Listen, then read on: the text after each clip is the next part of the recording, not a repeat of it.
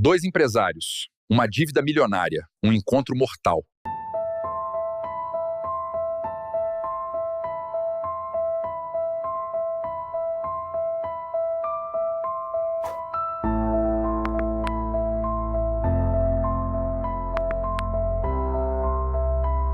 Em abril de 2007, os irmãos Ubiraci e o iraquitano Novelino desapareceram misteriosamente em Belém do Pará.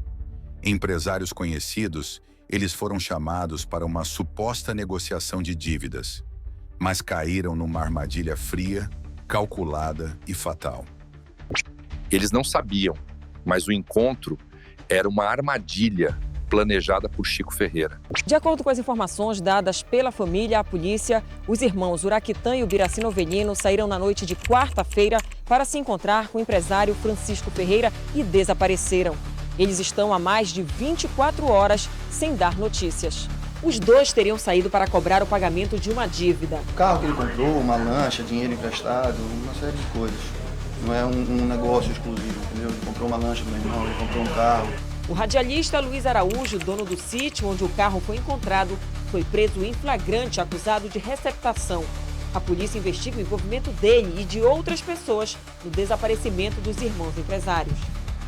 O convite partiu de Chico Ferreira, também empresário e devedor de uma quantia milionária. A promessa era de um acordo. O cenário, a sede de uma empresa em Belém. Mas os irmãos não voltariam para casa naquela noite. Chico Ferreira devia 4 milhões de reais aos irmãos Novelino e atraiu as vítimas para uma emboscada.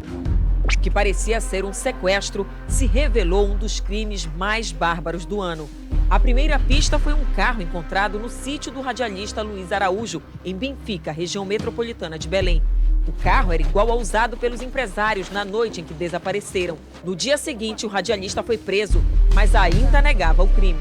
2 dias depois, Chico Ferreira é preso em uma clínica psiquiátrica. Ele, que tinha um encontro marcado com os irmãos no dia em que eles sumiram, negou ter visto os empresários.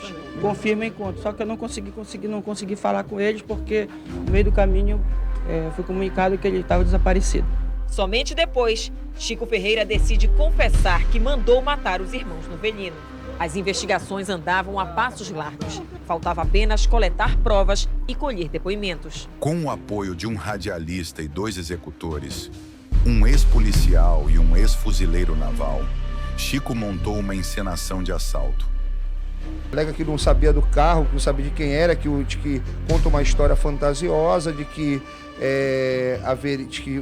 teria entrado assaltante no sítio dele e forçado ele a desmontar e dar ordem para desmontar o carro, mas as provas testemunhais contraditam isso. Luiz Araújo foi transferido da delegacia de Benfica no fim da noite para a delegacia de repressão ao crime organizado em Belém. Os irmãos foram rendidos e obrigados a se calar.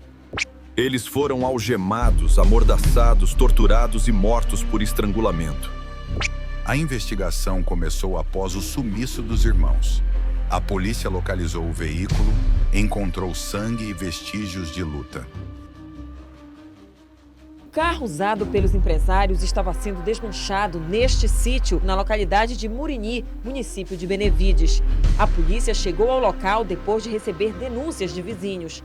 O investigador confirmou o desmanche e acionou policiais militares, que encontraram peças espalhadas por todo o lugar. Elas estariam sendo jogadas no rio que passa pela propriedade. Foi possível localizar e identificar o proprietário do veículo.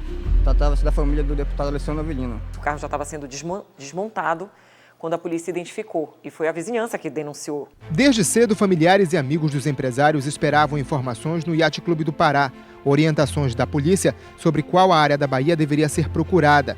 De acordo com o irmão das vítimas, deputado Alessandro Novelino, os acusados teriam contado em depoimento à polícia que, depois do assassinato, os corpos foram jogados no rio. Mas somente o homem que seria o responsável pelo serviço e que está foragido saberia o exato local. Ainda, segundo a família, os corpos foram colocados em camburões plásticos para dificultar as buscas. Foi combinado eles jogarem o corpo na água.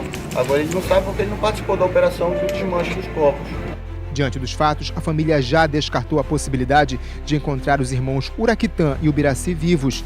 Nos jornais de hoje, anúncios da missa de 7º dia das vítimas já tinham sido publicados. Mesmo com poucas certezas, o esquema de varredura de uma área que vai de Ananindeua a Barcarena foi definido depois de quase 2 horas de espera. A gente está montando uma estratégia de varredura de possíveis áreas, né, por etapa, é um trabalho que começa hoje, lógico que contando mais com a sorte do que qualquer técnica. As pistas surgiam. Vestígios de sangue foram encontrados no auditório da empresa de Chico Ferreira, a Service Brasil. Peritos confirmaram que eram dos irmãos. A polícia chega a João Carlos Figueiredo, conhecido como Janjão.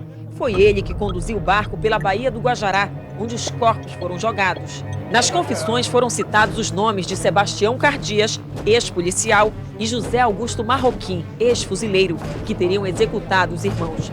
A polícia encontra argamassa e tampas de tonéis num ponto comercial onde Cardias trabalhava. Marroquim foge, Cardias se entrega. Após dias de buscas intensas, os tonéis foram encontrados e os corpos identificados. Dia 7 de maio, o corpo de Ubiraci Novelino é localizado, amarrado a correntes em blocos de concreto. 2 dias depois, o corpo de Ubiratã é encontrado com características iguais. Sob forte comoção, a família enterra os corpos.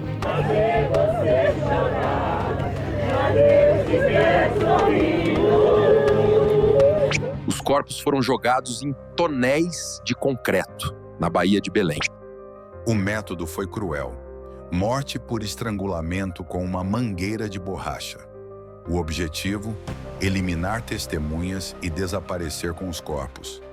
Hoje, com a inteligência artificial, os corpos teriam sido identificados muito mais rápido, sem a demora e incerteza que marcaram o caso. Os acusados foram levados a júri. A promotoria apresentou provas materiais, depoimentos e laudos periciais. Todos os envolvidos foram condenados a 80 anos de prisão por homicídio triplamente qualificado. A promotoria usou cronologia, perícia e depoimentos para condenar os acusados à pena máxima de 80 anos cada. Hoje, com a inteligência artificial, o desfecho poderia ser ainda mais rápido e preciso. Com geolocalização, reconhecimento facial e análise de padrões, é possível cruzar dados que antes ficariam ocultos. A justiça criminal evolui, mas continua sendo feita por pessoas. E a IA não substitui o advogado, ela o fortalece. Cabe a nós usá-la com responsabilidade e estratégia. A inteligência artificial está transformando a justiça criminal. Inscreva-se no canal e nos vemos no próximo caso.